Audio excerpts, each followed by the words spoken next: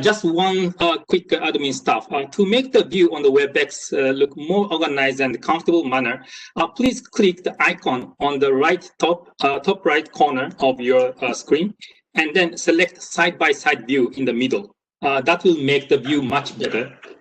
Okay, once again, welcome to SMBC's session. In today's session, we will go through how SMBC is trying to transform or digitalize trade finance business in each region.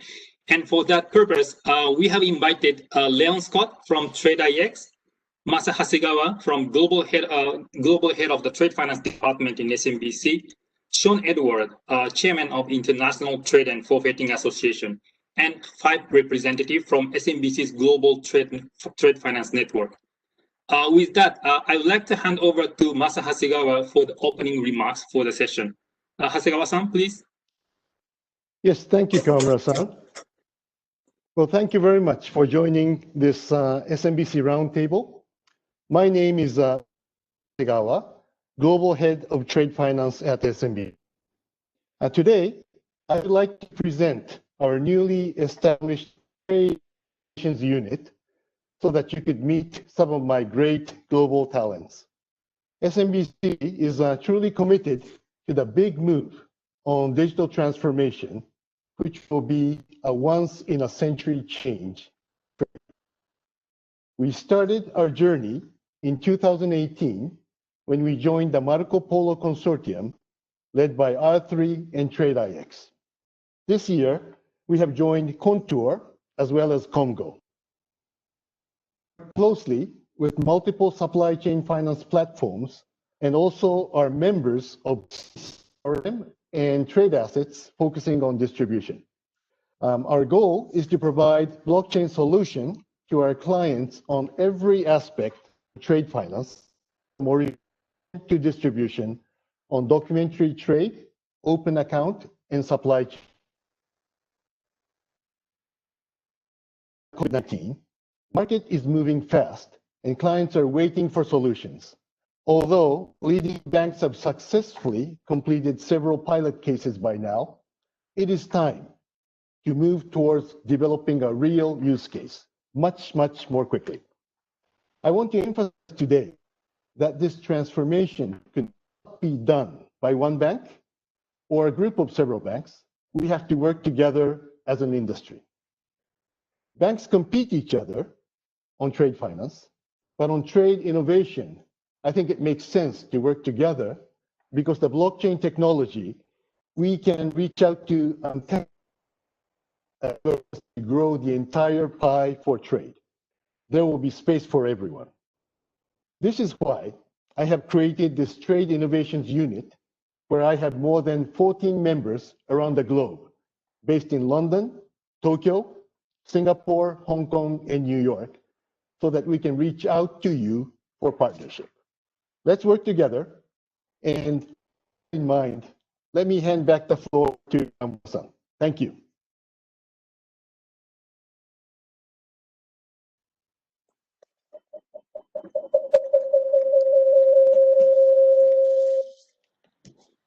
Thank you very much. Sorry.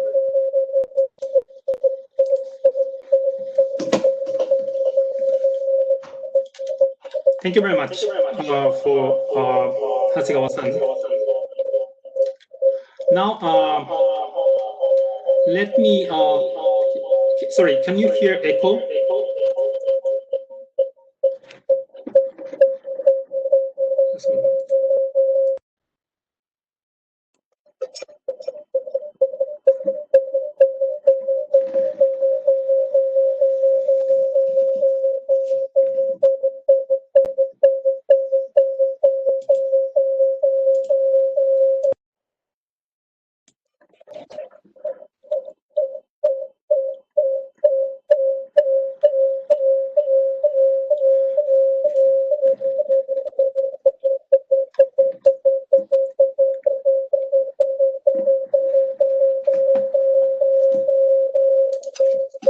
Sorry, can you still hear echo?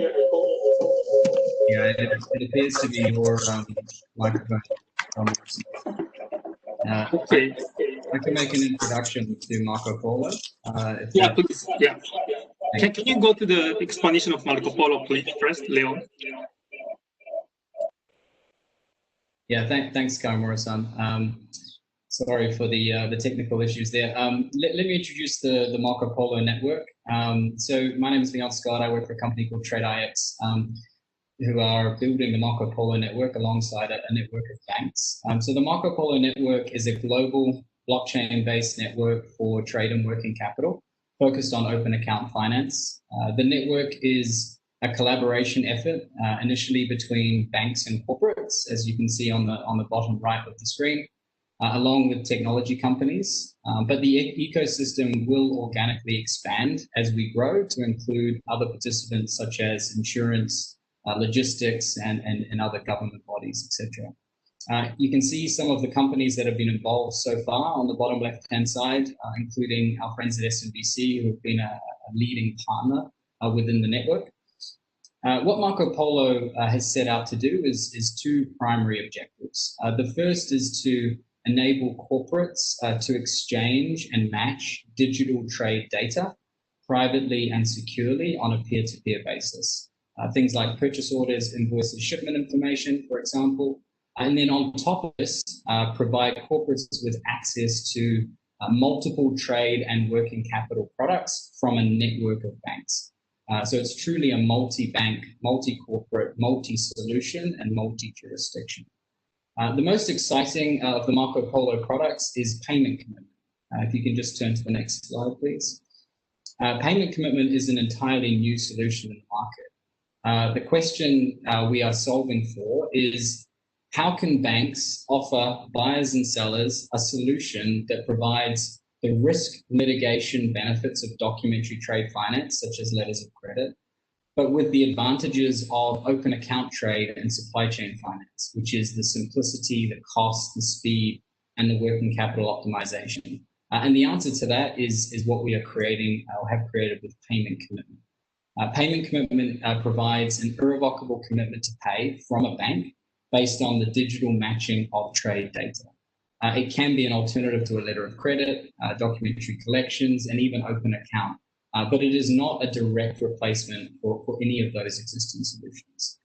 So far, we've seen significant interest in the market, and it does have similarities to point out to SWIFT BPO, or bank payable obligation, but Marco Polo specifically addresses some of the limitations that BPO had around user experience and connectivity and cost and other things. And we will talk more about payment on today's session.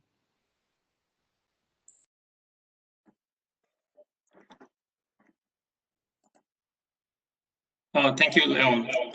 So we touched upon so payment commitment involves many banks, so it has to be the governing rules universally. So maybe I would like to ask Leon to explain about what kind of the rule book could govern this platform or this payment commitment. Leon, Sean, please. Yes, it's Sean rather than Leon. I think we've given him enough time at the moment. We'll hear from him later. But I'm Sean Edwards. I'm head of legal here at Sumitomo, and as I mentioned earlier on, I'm chair of ICFA. So in my capacity as a lawyer, I've been very heavily involved in the drafting of a rule book, and I think this is where this cooperation between banks that both Leon and Mr. Hasegawa mentioned. Thank you. Have mentioned really comes to something very concrete, because the rulebook is what binds all of the participants in the payment commitment module. Remember, there are and there will be other modules in which there are different rules and different rule books. This is specifically about the payment commitment.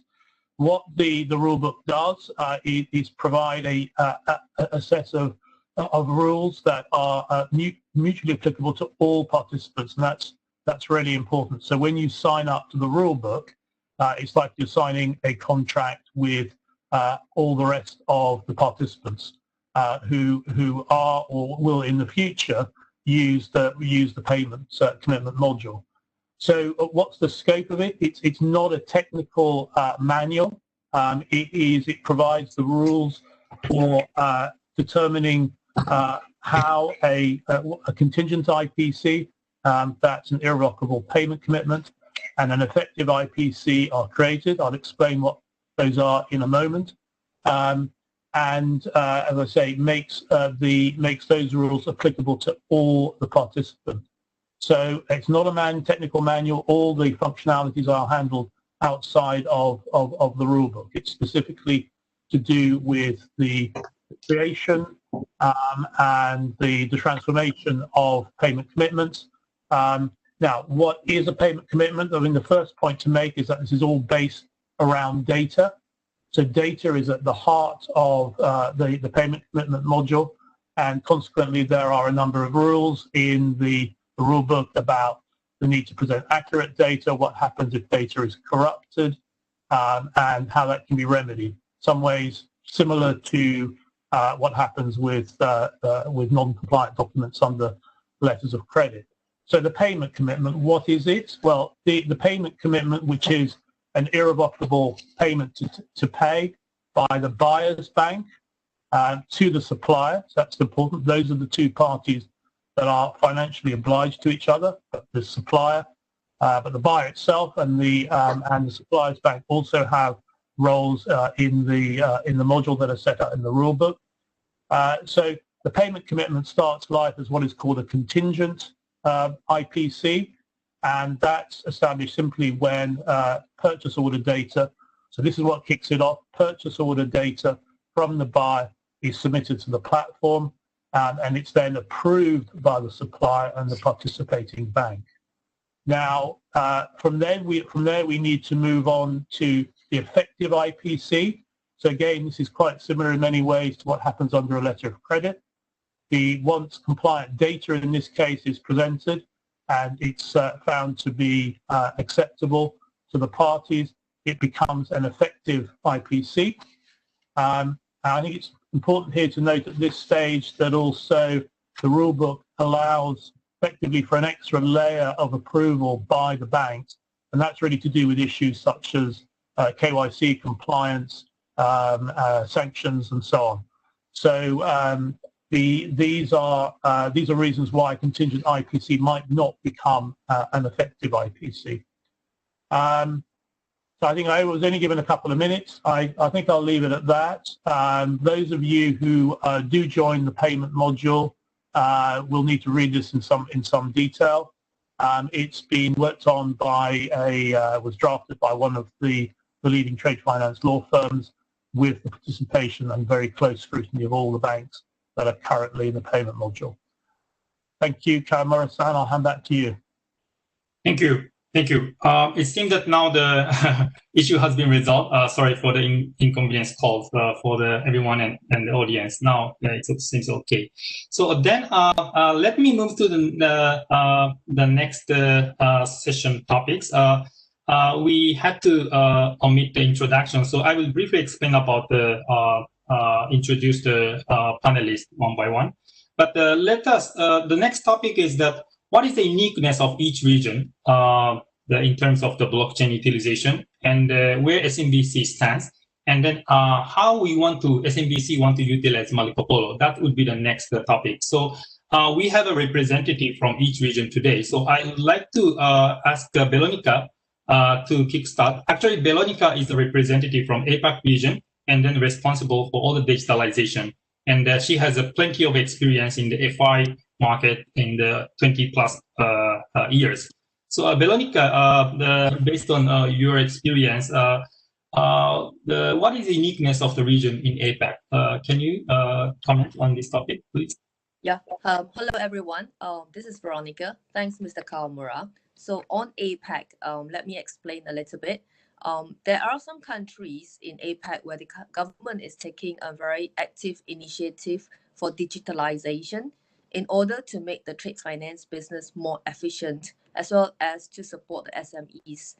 For SMBC, we continue to commit in the Asian business under our Asia-centric strategy, and we're looking to grow our business in this region in tandem with each of these countries' strategic movement. Marco Polo is a very strong tool to make it possible, and we already have Marco Polo available in some of the countries. We are having it in Singapore and Thailand, and we are also introducing it in some of the countries in APAC soon. We're looking forward really to the interoperability of Marco Polo with some of the national trade platforms. Thank you. Thank you, Veronica. Thank you. So it's good to know that the Marco Polo is already available in Singapore and Thailand. So that is really good to know. And you also mentioned about the interoperability, which is also one of the very kind of the key points when we talk about the blockchain, because there are multiple platforms in the market. But this topic probably I can ask Sean to touch upon at a later stage. So let me also move to the next one. Veronica, also you mentioned the government initiative and SME support. So that reminds me of the China market, because that is another country's region where the government is strongly pushing for this initiative. So next one is Dennis. Actually, she is the head of the supply chain finance business for both corporate and FI, covering all the Eastern Asian countries, China, Hong Kong, Taiwan, Korea. And then she is really specialized in the supply chain finance business. So with that, Dennis, can you comment on the China market, please?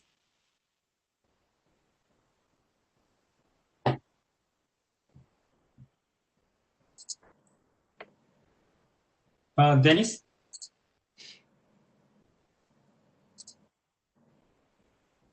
Dennis, I think you're on mute. Oh, sorry. Thank you, Kamura-san. So for China, I think they are definitely leading the way of blockchain deployment among all the East Asia countries, both in terms of the breadth of application in different industry and also the level of commercialization. However, almost all of these solutions or platform are for domestic transactions, which is obviously lagging the fact that China is the world's largest trading countries in the world. So with Marco Polo, we are aspired to reiterate the financing side of the cross-border trade for China and within East Asia and definitely with the rest of the world. Thank you. So it sounds like that still the Chinese market or the players have been concentrating the domestic market so far. But do you see that the movement that the Chinese players are coming out of the China and then are looking for the cross-border transaction? Is it the current stage? Yes, I would say the majority of the players still focusing on the domestic ones, but we are seeing more and more players trying to tap the overseas market or the cross-border pieces. So I think it's very beneficial and critical for us to make use of Marco Polo to support that flow as well. Okay, thank you. Then the question is whether and how much Marco Polo could cover the big market, China. So Leon, where we are now, can Marco Polo cover China already, or what's the status? Yeah, I mean, as has already been talked about, China is clearly a very important market for global trade, and as such, it is a very important market for Marco Polo. But China has some unique requirements, as most people know, particularly around data control and management. We're in the process of finalizing a strategic alliance with a partner in China, which will enable Marco Polo to be available to corporates and banks in China for cross-border flows, not for domestic flows. And of course, adhering to all of the unique requirements I mentioned, particularly around data management. We're actively discussing quite a number of live trade flows with China. There's significant interest, so we look forward to sharing more details soon on this. Okay, thank you. So China is also covered, and then we could do transaction on a cross-border basis in the near future. Thank you. Then let me move to the Japan, because obviously we are a Japanese bank, so it's one of the important market. And then Dasom Kim on this panel, she is responsible for this initiative in Japan and covering Japanese corporate customers. So Kim-san, can you talk about the Japan? How is it going? What's going on in Japan? The Japan, as you know, the Japanese is the heavy user of traditional the trade and trade finance method based on the paper and original document together with the letter of credit. So that is why the interest from the market is very high and significant. But frankly speaking, last few years, I feel the overseas market was more sensitive and rapid in terms of digitalization things. But recently, the trend in Japanese market has been changing with experience of COVID-19. So now we are catching up very rapidly and trying to utilize the solution and technology what we can use at this moment. So you see a lot of the significant difference between before COVID and after COVID. You see the difference? Yes, same as other countries. Actually, the working from home and split office are already a new normal for Japan as well. So the corporate customer is trying to transform its typical the trade flow and operation very seriously. Okay, so it's similar to other regions. Thank you. Kobayashi-san, he is actually covering the EMEA, which is quite a big market, not only Europe, but Middle East and Africa.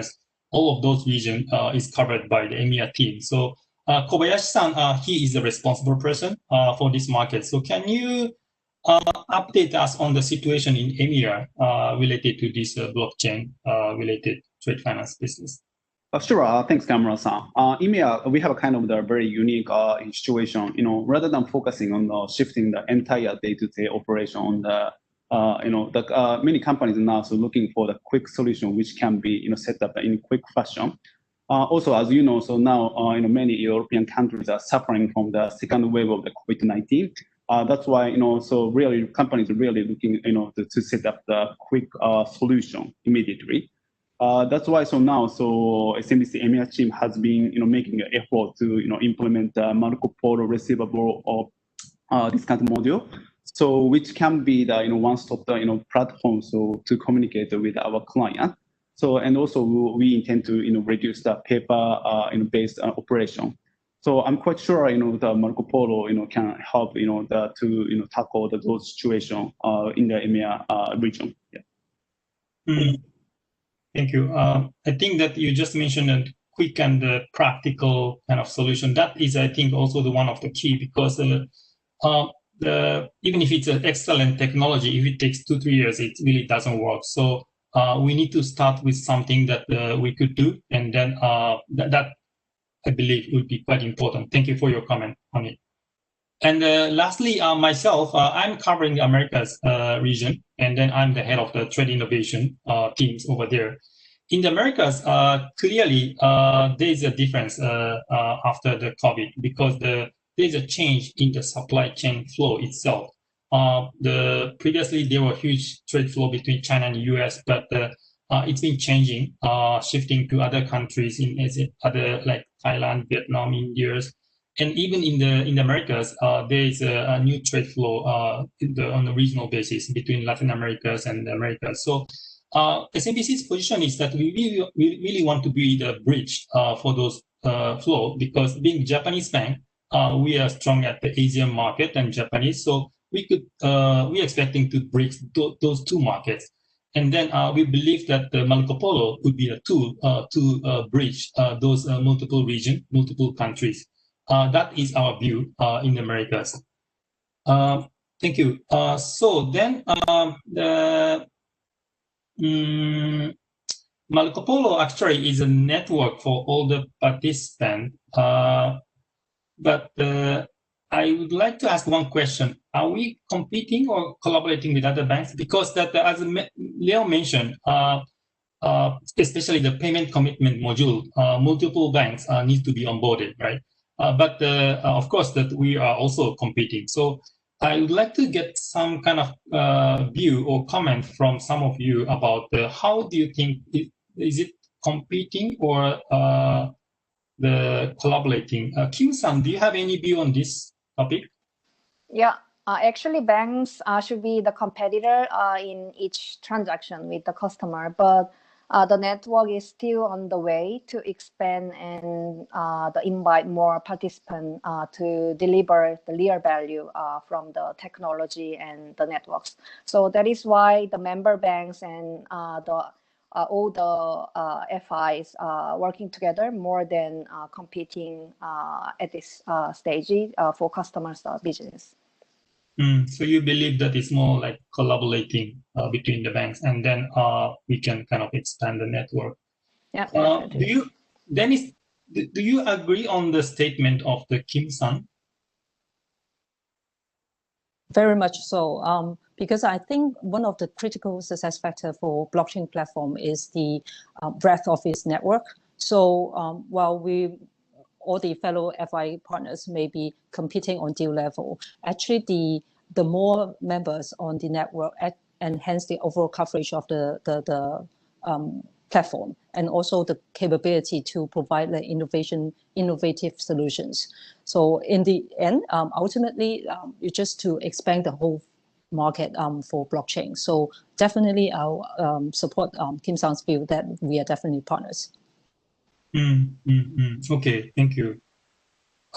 Then from the SMBC's perspective, what kind of collaborations we are looking for, and then what types of the banks are the suitable partner in terms of Marco Polo? Veronica, you have plenty of experience in the FI sector, so I would like to hear from you. What kind of the banks or partner banks are we looking for in order to expand this Marco Polo network? Yeah, thank you. We have been having conversations with some of our bank partners. So from our observation, the partner bank that is keen to put resources, that have started the digitalization journey, they see the value proposition the blockchain holds for their customer. These are banks that are much more in the ready stage for the platform, the blockchain adoption. Each of the bank, we cannot afford the same set of resources in every country our customer operates in. So we need to tap on our FI network to team up and work together so we can raise the awareness for the adoption of the digital solutions. So I think these are partners that we will continue to have conversations with after this event as well. Thank you. Thank you. Yeah, I also agree that those banks who are keen to this kind of initiative would be definitely the party that we are interested in working with. I fully agree on that. How about your view, Kobayashi-san? In your region, you're covering quite broad region, but what is your expectation in terms of collaboration with other banks? Sure, thank you, Kamura-san. Again, so rather than competing with banks, we are looking for some partnership which we can collaborate together.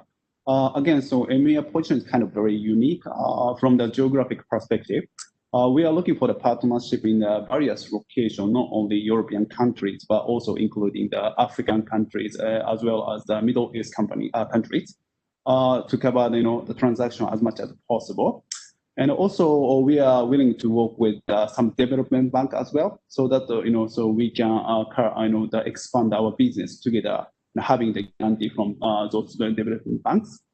As you know, when it comes to the trade finance, it's very important to cover both importer and exporter needs. That's why so we are kind of very open to hear any collaboration from the many partnership banks. Thank you. Let me also comment about my region, Americas. Definitely, as I mentioned, this is we are looking for the cross-regional, cross-countries and business, and we want to be the bridge. But it's quite difficult to cover all the customers and countries. So we definitely need the banks to collaborate with, whereby that, for example, SMBC covers Asian customers, Japanese customers, and then our partnership bank covers the US customers or the Latin American customer. That kind of collaboration we want to achieve on the network and on the Marco Polo platform. So that is our wish in the Americas. So it sounds like that we need a partner banks in almost all the kind of region and countries, so it's quite, we're talking about quite a broad kind of geography. But Leon, technically speaking, can Marco Polo cover all the countries in the world, or is there any limitation? Yeah, from a technology perspective, there are very few limitations, if any limitations at all. And even better than that, the technology is provided as a managed service on the cloud, which means that banks and corporates do not have to have the deep technical expertise of blockchain in order to start using it and adopting it, which is really important. But Marco Polo is as valuable as the network of banks, as we described. So really, the more banks that are involved in the network, the fewer gaps and limitations there are, and the broader the service that can be provided, which is why it's so important that the network expands as large as possible. Okay, so technically speaking, we could cover all the countries. So it's really up to the banks how much we can collaborate on that platform. Right? That is really good to know. By the way, on this screen, I think the audience can see the contact details of the representative from each region. So as discussed, we are really looking for the partner banks to collaborate with. So if any interest or questions, please feel free to contact us, and then you can take note of this the contact details. Okay, I think the time is up now, and then we had some technical issues, but I think we were able to cover all what we wanted to discuss. But in closing this session, I would like to seek the brief comment from Leon, TradeIX, as well as Sean on the bit of long-term kind of view, how this kind of blockchain-based trade finance will be developing going forward. Maybe can we start with Leon, please? What is your view on it? Yeah, thanks, Kamura-san. I mean, digitization is a journey, often a long journey. I don't think anyone can debate that. What we see is probably over the next 5 to 7 years that the majority of trade and trade finance moves to a digital network such as Marco Polo, but not only Marco Polo, of course. In order to ensure that happens, Marco Polo, as an example, is an open network, which means that any third-party developer can also develop applications on top of network, which helps to grow and expand it as quickly as possible. Comparing it to like an iPhone, an Apple iPhone, for example, Apple created the operating system and the App Store and the first applications, but then they opened it up to the market to create all of the other applications that we use on a daily basis, like Uber and WhatsApp and Grab, etc. So Marco Polo is on the same design principles, and we really expect that to bear fruit over the long term. Thank you. Yeah. Let me come in then, Kamura-san. Thank you. I mean, I agree with that. I think from an IPA perspective, and I'll put that hat on rather than the SMBC hat. I think we have a lot of fintech members, most of any trade association. We see broadly 2 ways in which the market could develop, and as Leon says, the market is really developing at the moment. So it's hard to say which way it's going to go, but the first one is domination, probably, if I can use that word, by a couple of platforms. That's not as bad as it sounds, because as Leon says, these are very open platforms. So they're the App Store analogy is very appropriate. So a lot of different, and there are, if you know Marco Polo at all, there's a big laundry list of extra modules and functionalities that can, and I'm sure will be added over the years. So these are very open networks, but they underlying this will be one or a couple of networks. The alternative to that is a much more diffuse market, which is maybe more competitive, that is will be harder for banks, in some cases harder for banks, certainly technically, to join, because there's a multiplicity of standards. Actually there, interoperability we've talked about, more standardization in the technical area will help that trend as well. But that would be the situation where you have a multiplicity of vendors, platforms, functions, and so on, which obviously is a bit more confusing for banks and for users. there are, potentially it is more competitive. So there, the analogy is between the App Store and sort of your market where you've got a lot of different stalls. So how that will develop, we're keeping a close eye. I think one of the things that will happen though is more integration of trade finance with the capital markets. There is and has been for quite a while now a lot of interest in trade finance assets by non-bank investors, hedge funds, family offices, and so on, non-traditional, non-bank investors. They are looking at a product that's much simpler. Is that the underlying could be a promissory note, a bill of exchange, a letter of credit, a loan, a collection, and it's confusing. So having a product that by necessity, because it's on blockchain, will be simpler and more easy to understand will definitely be an advantage there. So it will integrate with capital markets and, of course, a lot more integration with payments, I think, which is the other big area where blockchain has been very popular. SWIFT, as you know, we've got a blockchain initiative as well. And I hope, just to end on a positive note, that what all of that means is that we can democratize and lower the cost of trade finance and hopefully be able to help some of these SMEs that for so long have been unable to access funds. We know how important they are to the world economy, and even more so in the COVID recovery era. I'll leave it at that. Thank you, Karamura-san. Thank you, Sean, for the closing remarks. So with that, we'd like to close and finish today's session, and then definitely the 30 minutes was not enough to cover all of that we wanted to discuss, but at least we could present the newly established trade innovation team in SMBC, and then we also was able to go through the activities and the appetite and interest of SMBC in each region. So thank you very much for all the panelists and all the audience. And then we wish that to work with all the corporate customers as well as FI partners who are keen to collaborate with us and to develop this very challenging but exciting initiative. Thank you very much again, and then have a good day and good evening, and then stay safe. Thank you very much. Thank you. Thank you all. Thank you. Thank you very much, everyone.